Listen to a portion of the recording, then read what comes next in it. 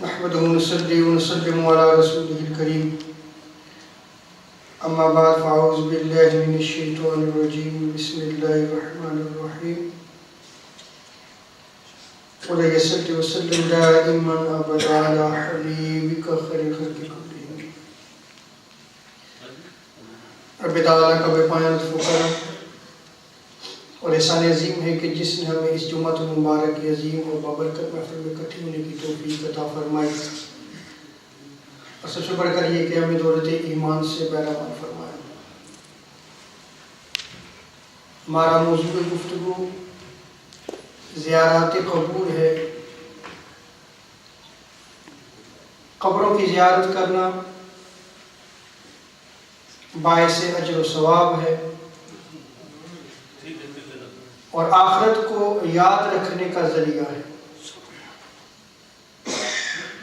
آئمہ حدیث اور آئمہ تفسیر نے اس کی مشروعیت یعنی اس کے جائز ہونے کو بیان کیا ہے، اور آئمہ دین کا اس امر پر اتفاق ہے کہ جمیع مسلمانوں کو خواہ مرد ہو خواہ عورت زیارت قبور کی اجازت ہے۔ بعض لوگ مزارات انبیاء اور مزارات اولیاء کرام کی زیارت و حاضری کو خلاف توحید سمجھتے ہیں اور اسے شرک جانتے ہیں۔ اب یہاں پر یہ بات یاد رکھنے کہ کسی بھی عمل کے شرک ہونے کے لیے لازم ہے کہ وہ توحید کی جو معروف اقسام ہیں ان معروف اقسام میں سے کسی کے مقابلے میں آئے، ورنہ ہر عمل جو ہے وہ شرک نہیں ہو سکتا۔ اور ان اقسام کو آئمہ عقائد نے، آئمہ کلام نے جو ہے وہ اپنی کتب میں بیان کیا ہے۔ اب مسئلہ یہ ہے کہ ہمارا دینی شغف جو ہے وہ ختم ہوتا چلا جا رہا ہے۔ دین کو سیکھنے سکھانے کا جو کلچر ہے ہمارا وہ ختم ہو رہا ہے۔ جیسے ہم دنیا کے ہر معاملے میں شارٹ کٹ چاہتے ہیں، ایسے ہی ہمارے نظریات جو ہے وہ بنتے چلے جا رہے ہیں کہ جنت کا بھی شارٹ کٹ راستہ ہو، دین جو ہے وہ اگر اس کو سیکھنا ہے تو اس میں بھی شارٹ کٹ ہونا چاہیے۔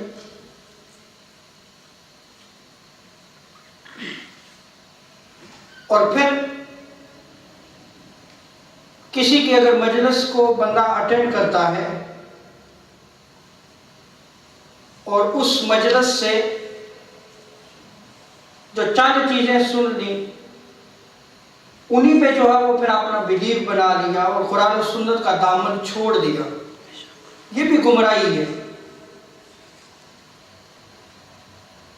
یا ایک خاص نقطہ نگاہ رکھنے کے لیے ایک خاص ریسرچ اور تحقیق کو آپ نے پڑھ لیا اور اسلام کے دیے ہوئے جو نظام کو آپ نے نہیں پڑھا، اسلام کے عقائد کو آپ نے نہیں پڑھا، تو پھر بھی جو ہے وہ گمراہی کا سبب ہے۔ اب جو معروف توحید کی اقسام ہیں یہ بات یاد رکھ لیں کہ اس کے مقابل میں کوئی عمل ہوگا تو شرک ہوگا۔ اور ہمارے ہاں جب عوام الناس گفتگو کرتے ہیں تو پھر جب جو حالات کی مجلس ہوتی ہے پھر دین کا ٹھٹا اور مذاق بھی بنایا جاتا ہے۔ اور وہ کیسے کہ وہ اعمال جن کی اجازت تاجدار کائنات صلی اللہ علیہ وسلم نے عطا کی، جو آقا علیہ السلام کی سنت سے عمل ثابت ہو، اس کو بھی وہ جو ہے وہ ناجائز اور شرک اور بدعت قرار دے دیتے ہیں۔ توحید کی جو معروف اقسام ہیں اس کی تو تفصیل میرا موضوع گفتگو نہیں ہے، لیکن اختصاراً جو ہے وہ بیان کر کے سمجھانا یہ مقصود ہے کہ زیارت قبور کسی طرح کی جو ہے وہ شرک نہیں ہے۔ توحید فی الربوبیت یہ پہلی قسم ہے، یعنی رب تعالی وہ واجب الوجود ہے اور اپنے رب اور پروردگار ہونے میں ایک ہے، وہ اس کا کوئی شریک نہیں ہے، وہ رب ایک ہی ہے۔ اگر اس کے مقابل ہوگا، اگر کوئی کسی اور کو رب بنا لے تو یہ شرک ہو جائے گا۔ توحید کی دوسری قسم آتی ہے توحید فی الالوہیت، کہ عبادت کے لائق صرف اللہ ہے، وہ وحدہ لا شریک ہے۔ اگر کسی اور کی عبادت کی جائے تو یہ شرک ہو جائے گا۔ اسی طرح توحید فی الاسماء و صفات ہے کہ رب تعالیٰ اپنے اسماء اور صفات میں بھی یکتا و واحد ہے۔ اسی طرح توحید فی تحریم ہے کہ تحریمات میں بھی رب تعالیٰ ایک ہے۔ اسی طرح توحید فی الاحکام ہے۔ توحید فی الاحکام سے مراد یہ ہے کہ وہ اللہ تبارک و تعالیٰ کی طرف سے عطا کردہ احکام شریعت کو مانے، جنہیں اللہ تبارک و تعالیٰ نے اپنی وحی کے ذریعے اور تاجدار کائنات صلی اللہ علیہ وسلم کے واسطہ و وسیلہ سے عطا کیے ہیں۔ ان احکام میں بھی جو ہے وہ واحد اور لا شریک ہے۔ اب یہ جو معروف 5 اقسام ہیں، ان کے مقابل میں کوئی اگر عمل آ جائے تو وہ شرک ہوگا، وگرنہ شرک نہیں ہوگا۔ جیسے میں نے بیان کیا کہ انبیاء یا اولیاء کرام کے مزارات کی زیارت کو بعض لوگ جو ہے وہ شرک قرار دیتے ہیں۔ ذرا سمجھیے کہ یہ کیسے شرک ہو سکتا ہے کہ جب آپ کسی مزار کی زیارت کرنے کے لیے جاتے ہیں تو یہ ایک واضح اور کلیئر اور صریح اعلان ہے کہ ہم کسی ایسی ہستی کی قبر کی زیارت کے لیے جا رہے ہیں جو کل نفس ذائقۃ الموت کے تحت موت کا ذائقہ چکھ چکا ہے، جو اس دنیا میں نہ رہا، اور صرف اللہ کی ذات جو ہے وہ موت سے پاک ہے۔ صرف اللہ کی ذات جو ہے وہ موت سے پاک ہے، وہ حی قیوم ہے۔ اللہ لا الہ الا هو الحی القیوم، وہ حی قیوم ہے۔ سو مسلمانوں کا یہ عقیدہ اور بلیف ہے کہ وہ اپنے فوت شدہ لوگوں کی قبروں کی زیارت کے لیے جب جاتے ہیں تو ان کے لیے دعا کرتے ہیں، ان کے لیے فاتح کرتے ہیں۔ یہ اس چیز کا اقرار ہے کہ وہ خدا نہیں ہے، معبود بھی نہیں ہے، بلکہ کیا ہے؟ اللہ کے بندے ہیں۔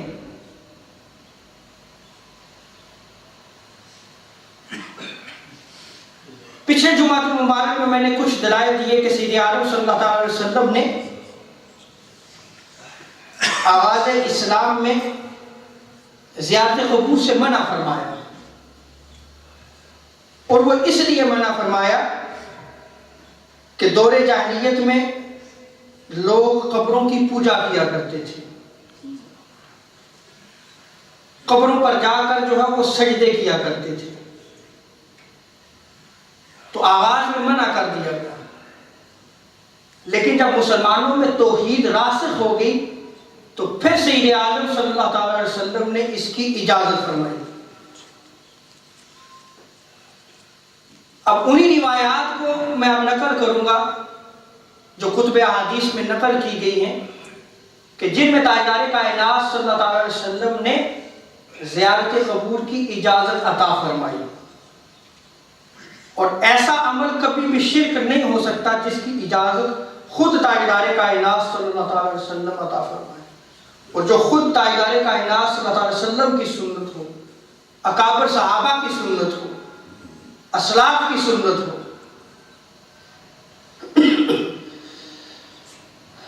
سیدنا بریدہ رضی اللہ تعالیٰ عنہ جو ہے وہ روایت کو نقل کرتے ہیں کہ تاجدار کائنات صلی اللہ علیہ وسلم ارشاد فرماتے قال رسول اللہ صلی اللہ علیہ وسلم نہیتکم عن ثلاث وانا آمرکم بہن، نہیتکم عن زیارت القبور فزوروها فإن فی زیارتها تذکرہ۔ سید عالم صلی اللہ علیہ وسلم ارشاد فرماتے ہیں کہ میں نے تمہیں 3 چیزوں سے جو ہے وہ منع کیا تھا، لیکن اب میں جو ہے وہ ان کے کرنے کا حکم دیتا ہوں۔ میں نے تمہیں زیارت قبور سے منع کیا تھا، اب میں ان کی زیارت کا حکم دیتا ہوں، کیونکہ اس سے جو ہے وہ موت کی یاد تازہ ہوتی ہے۔ انسان جب قبرستان جاتا ہے،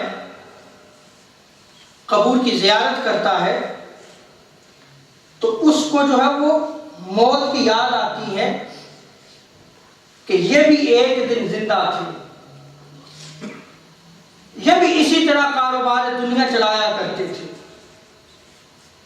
لیکن آج جو ہے یہ من و مٹی تلے دفن کیے گئے۔ آج اسی بستی خاموشہ میں جو ہے وہ آرام کر رہے ہیں، اور ایک دن ہم نے بھی اس بستی میں آنا ہے۔ تو یہ کیا ہے؟ اس زیارتہ تذکرہ، کہ یہ موت کی یاد دلاتی ہے، اور جب بندہ موت کو یاد رکھتا ہے تو پھر برائی سے بچتا ہے، پھر وہ نیک اعمال کرتا ہے، پھر وہ آقا علیہ الصلوۃ والسلام کی سنت کو اپناتا ہے، اللہ تبارک و تعالیٰ کے احکام پر عمل کرتا ہے، جس سے منع کیا اس سے رکتا ہے، کیونکہ اس کی یاد میں جو ہے وہ ہر وقت جو ہے وہ موت ہوتی ہے۔ اسی طرح سید عالم صلی اللہ علیہ وسلم کی دوسری روایت سیدنا بریدہ رضی اللہ تعالیٰ عنہ وہی روایت نقل کرتے ہیں، اور جو پہلی روایت میں نے نقل کی ہے یہ سنن ابو داؤد، سنن نسائی اور امام بہقی نے سنن الکبریٰ میں اس روایت کو نقل کیا۔ جو دوسری روایت ہے یہ بھی سنن ابو داؤد میں نقل کی گئی ہے، باب زیارت القبور میں، اور امام بہقی نے سنن الکبریٰ میں اس روایت کو نقل کیا ہے۔ قال رسول اللہ صلی اللہ علیہ وسلم نہیتکم عن زیارت قبور فزوروها فإن فی زیارتها تذکرہ۔ آقا علیہ السلام ارشاد فرماتے ہیں کہ میں تمہیں زیارت قبور سے منع کیا کرتا تھا، بس اب تم زیارت قبور کیا کرو، یہ تمہیں آخرت کی یاد دلاتی ہے۔ پہلی حدیث میں کیا تھا؟ موت کی یاد دلاتی ہے۔ اب اس دوسری روایت میں کیا آیا کہ یہ تمہیں آخرت کی یاد دلائے گی، تم قبرستان جایا کرو تاکہ تمہیں علم ہو کہ آخرت کے دن ہمارے ہر عمل کے بارے میں پوچھا جائے گا، کیسے زندگی گزاری، کتنا احکام پہ عمل کیا، اور آخرت کا دن بڑا ہی سخت دن ہے۔ ہر شخص اپنے اعمال کے مطابق جو ہے وہ قبر سے اٹھایا جائے گا۔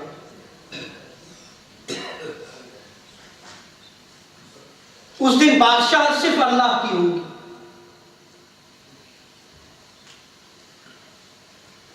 حضرت عبداللہ ابن مسعود رضی اللہ تعالیٰ عنہ روایت کو نقل کرتے ہیں، ابن ماجہ میں اس روایت کو نقل کیا گیا، امام منذری نے الترغیب و ترہیب میں اس روایت کو نقل کیا ہے، اور اسی طرح اس کو تحفۃ الاحوذی میں بھی نقل کیا گیا ہے۔ حضرت عبداللہ ابن مسعود رضی اللہ تعالیٰ عنہ جو ہے وہ نقل کرتے ہیں ان رسول اللہ صلی اللہ علیہ وسلم قال كنت نهيتكم عن زيارة القبور فزوروها فإنها تزهد في الدنيا وتذكر الآخرة. آقا علیہ السلام ارشاد فرماتے ہیں کہ میں تمہیں زیارت قبور سے منع کیا کرتا تھا کہ اب میں تمہیں حکم دیتا ہوں کہ تم زیارت قبور کے لیے جایا کرو، اس لیے کہ یہ دنیا سے بے رغبتی پیدا کرتی ہے. اب دیکھیں آقا علیہ السلام کس انداز میں جو ہے وہ زیارت قبور کی اجازت بھی دے رہے ہیں، اور پھر زیارت قبور کے مقاصد کو بھی آقا علیہ السلام خود بیان فرما رہے ہیں کہ وہ جو دنیا کی چاہت ہے، اس چاہت کے سبب تم اللہ سے دور ہو جاتے ہو، اللہ کی نافرمانی کرتے ہو. جب تم زیارت قبور کرو گے تو پھر تمہارے اندر جو ہے وہ زہد پیدا ہوگا. جب زہد پیدا ہوگا تو دنیا سے بے رغبتی ہوگی، دنیا کی چاہت ختم ہوگی. جب تم یہ دیکھو گے کہ یہ دنیا کا نظام چلانے والے بڑے بڑے امراء آج جو ہے وہ مٹی تلے دبے ہوئے ہیں، دفن کر دیے گئے ہیں، لیکن اس کائنات کا نظام آج بھی چل رہا ہے.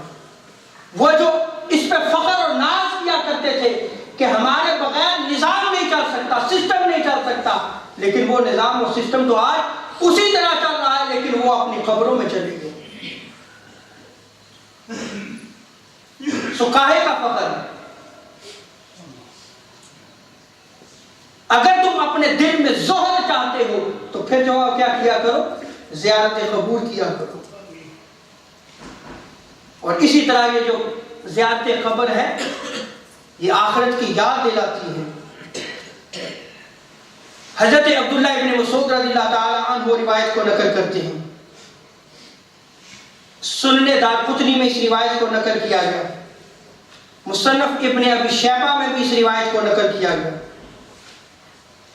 تاجدار کائنات صلی اللہ علیہ وسلم ارشاد فرماتے ہیں قال رسول اللہ صلی اللہ علیہ وسلم الا انی کنت نہیتکم عن زیارت القبور فزوروها تذکرکم آخرتکم.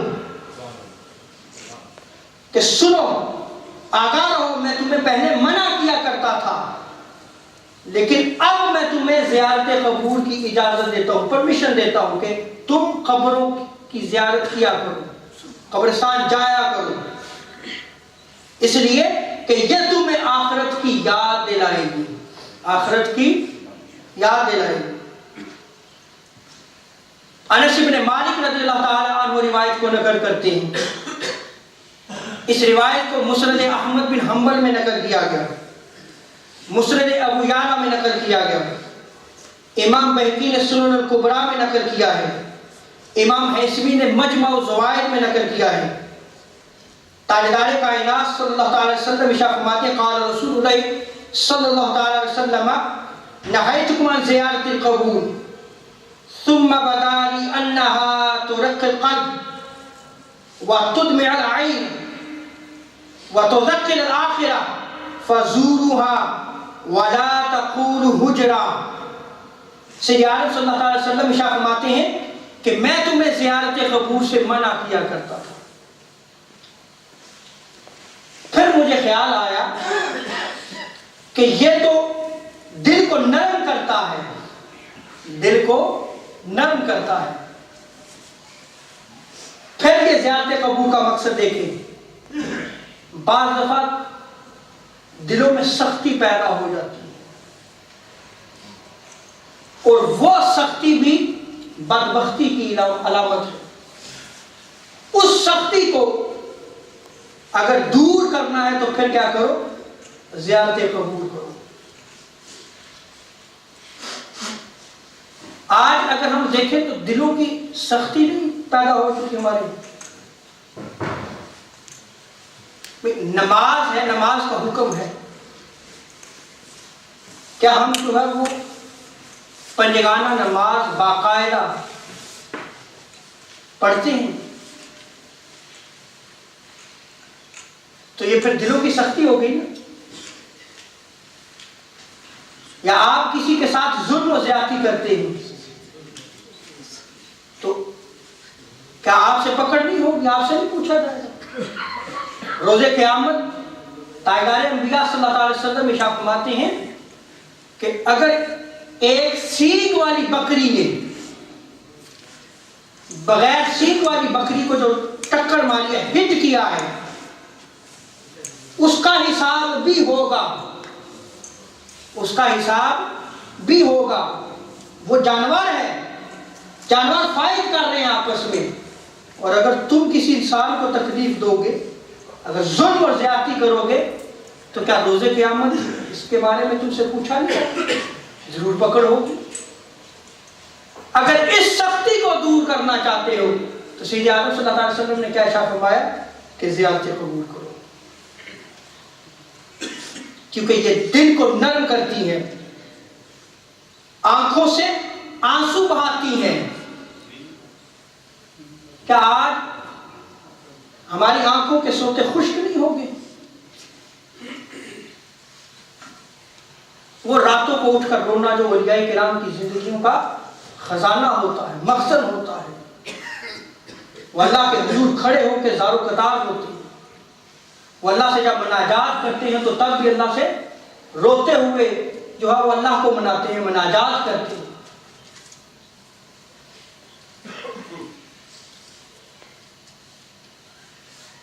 وہ آنسو آج کہاں گئے؟ لیکن جب تم زیارتیں قبول کرو گے دل نرم ہوگا، پھر آخرت کی یاد آئے گی، اپنے گناہوں کی طرف نظر جائے گی، اور پھر جو ہے وہ آنکھوں میں آنسو جاری ہوں گے، اس سے تائب ہوں گے۔ اور سید عالم صلی اللہ علیہ وسلم فرماتے ہیں کہ یہ تمہیں آخرت کی یاد دلاتی ہے، سو اب تم بھی قبروں کی زیارت کیا کرو اور بےہودہ باتیں مت کرو۔ آج ہمارا جو زیادہ ٹائم کس پہ گزر رہا ہے آپ خود دیکھیں، اس پہ میں کوئی کومنٹس نہیں کرتا، بے مقصد باتیں، اور بالخصوص ہماری جو گفتگو ہوتی ہے وہ دین کے باب میں زیادہ ہوتی ہے، جرأت ہوتی ہے۔ حضرت انس بن مالک رضی اللہ تعالیٰ عنہ روایت ذکر کرتے ہیں، اس روایت کو مستدرک حاکم میں نقل کیا گیا، قال رسول اللہ صلی اللہ علیہ وسلم نہیتکم عن زیارت القبور فزوروها فإنها تذکرکم الموت۔ میں تمہیں زیارت قبور سے منع کیا کرتا تھا، لیکن اب میں تمہیں اجازت دیتا ہوں۔ پرمیشن کون دے رہا ہے؟ سید عالم صلی اللہ علیہ وسلم، اس لیے کہ یہ تمہیں موت کی یاد دلائے گی۔ موت وہ باب ہے کہ جس سے اس دنیا کا دروازہ جو ہے وہ بند ہو جائے گا اور آخرت کا دروازہ جو ہے وہ کھل جاتا ہے۔ اور قبر کی زندگی آخرت کی زندگی کا پہلا چیپٹر ہے، جو اس میں کامیاب ہو گیا آخرت میں بھی کامیاب، اور جو اس میں ناکام ہو گیا وہ آخرت میں بھی ناکام۔ حضرت انس بن مالک رضی اللہ تعالیٰ عنہ روایت کو نقل کرتے ہیں کہ تاجدار کائنات صلی اللہ علیہ وسلم نے ارشاد فرمایا بے شک میں تمہیں زیارت قبور سے منع کیا کرتا تھا، اب جو بھی قبر کی زیارت کرنا چاہے، جو بھی قبرستان جانا چاہے، اسے اجازت ہے کہ وہ زیارت کر لے، اس لیے کہ یہ زیارت اس کے دل کو نرم کرے گی، آنکھوں سے جو ہے وہ آنسو جاری ہوں گے، اللہ کا خوف پیدا ہوگا، اور آخرت کی یاد دلاتی ہے، آخرت کی یاد دلاتی ہے۔ اس روایت کو بھی مستدرک حاکم میں نقل کیا گیا۔ اسی طرح تاجدار کائنات صلی اللہ تعالی علیہ وسلم ارشاد فرماتے ہیں،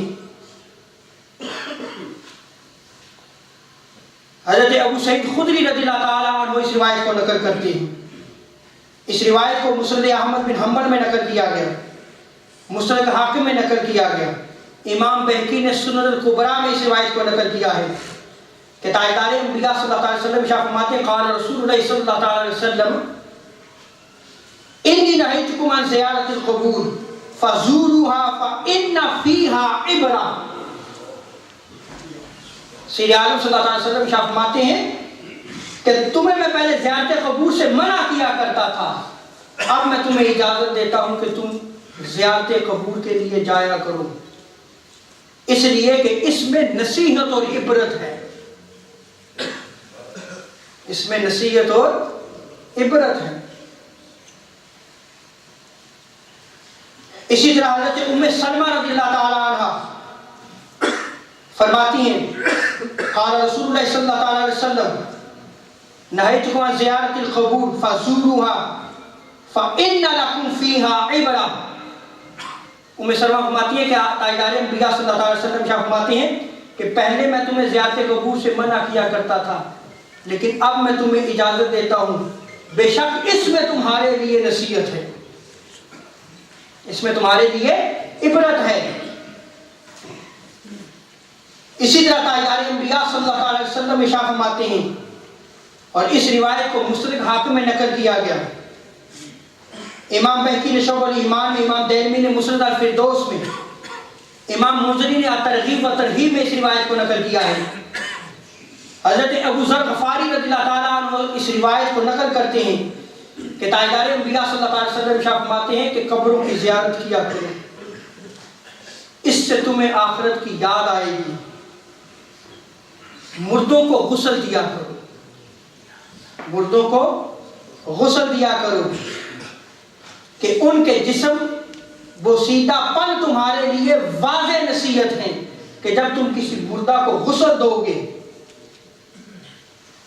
وہ جسم حرکت نہیں کر سکتا، وہ جس کو بڑا ناز تھا، بڑا اکڑ کے چلتا تھا، آج بے جان بے سود پڑا ہے، آج وہ حرکت بھی نہیں کرنا. وہ جو اپنی ناک میں مکھی نہیں بیٹھنے دیتا تھا آج لیٹا ہوا ہے. غسل دیا کرو مردوں کو، کیونکہ جب آپ مردوں کو غسل دیں گے تو پھر جو ہے وہ کیا ہوگا، تمہیں قبر کی یاد آئے گی، تمہیں آخرت کی یاد آئے گی، تمہیں موت کی حقیقت سمجھ آ جائے گی، تمہیں اس دنیا کی حقیقت سمجھ آ جائے گی کہ یہ دنیا کتنی ناپائیدار ہے جس پہ ہم تکیہ کیے بیٹھے. یہ ختم ہونے والی ہے، فنا ہونے والی ہے، یہ زندگی بھی فنا ہوگی، یہ دنیا بھی فنا ہوگی، دنیا کی ہر چیز فنا ہے، اور اس فنا کے پیچھے ہم رب کی یاد کو بلا دیں، رب کی عبادت نہیں کی جاتی، رب کی نافرمانیاں کی جاتی ہیں، رب کے احکام سے جو ہے وہ گردنیں موڑی جاتی ہیں، دین کی طرف رغبت نہیں رہ گئی. اور آج ہمارا حال تو یہ ہو چکا ہے کہ مردے کو غسل دینا ہو تو ہم بندے تلاش کرتے ہیں کہ کون بندہ غسل دے سکتا ہے. انا للہ و انا الیہ. حالانکہ شریعت میں غسل دینے کے حقدار زیادہ اس کے قریبی اولاد رشتہ دار ہیں، اور ان میں سے بھی وہ جو امین ہوں گے، جو امانت دار ہوں گے، وہ جو وہ غسل دیں کہ اگر کوئی قباحت دیکھ لے تو خاموشی اختیار کرے. کیا ہمارے پاس یہ نالج ہے؟ کیا ہم نے سیکھا ہے؟ ہم نے اپنی اولادوں کو سکھایا ہے؟ جب ہم نے خود نہیں سیکھا تو اولادیں تو بعد کی بات ہے. یہاں ہمارا حال یہ ہوتا چلا جا رہا ہے، یہ جو کفن کاٹتے ہیں، جسے کفنی کہتے ہیں، کفنی بنانا، یہ کاٹنے کا طریقہ بھی ہمیں نہیں پتا. اگر کوئی ایسا معاملہ آ جائے تو کیا کریں گے آپ؟ اب یہ وہ مسائل ہیں جو بیسک مسائل میں آتے ہیں، لیکن ہم نے کبھی بات ہی نہیں کیا ان کو سیکھنے.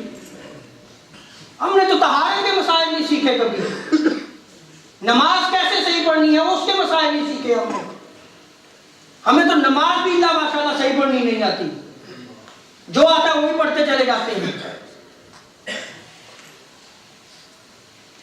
تو کیا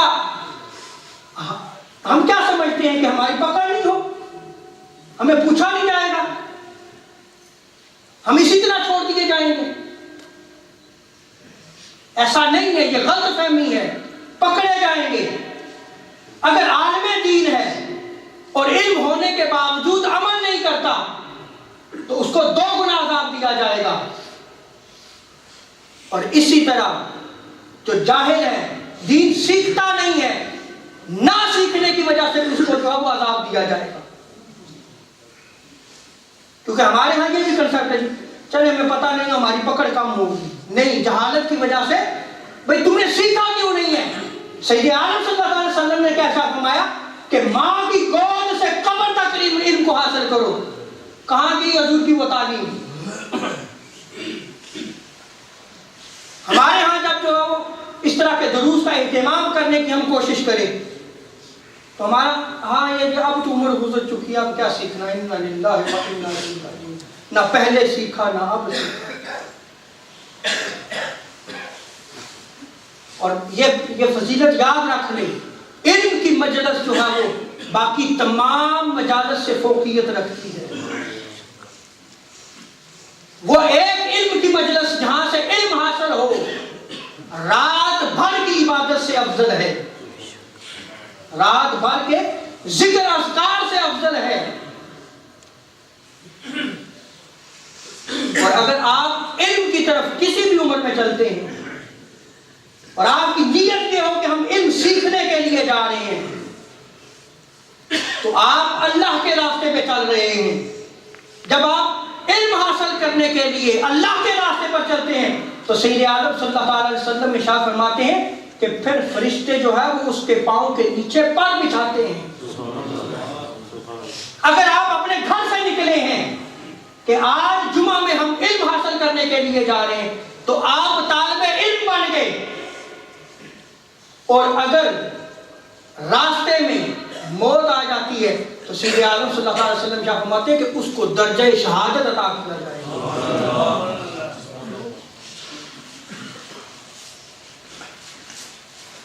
اسی طرح سید عالم صلی اللہ علیہ وسلم فرماتے ہیں, میں اس حدیث کو مکمل کرنا چاہتا ہوں کہ تم نماز جنازہ جو ہے وہ پڑھا کرو, ہو سکتا ہے کہ وہ تمہیں غمگین کر دے.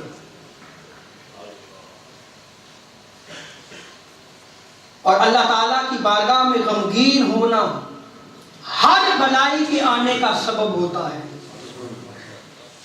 یہ جو غمگین ہونا ہے نا, یہ جو ندامت دل میں پیدا ہو جائے کہ کیسے زندگی بسر کی, کہاں بسر کرتے, ساری زندگی نافرمانی میں گزر گئی.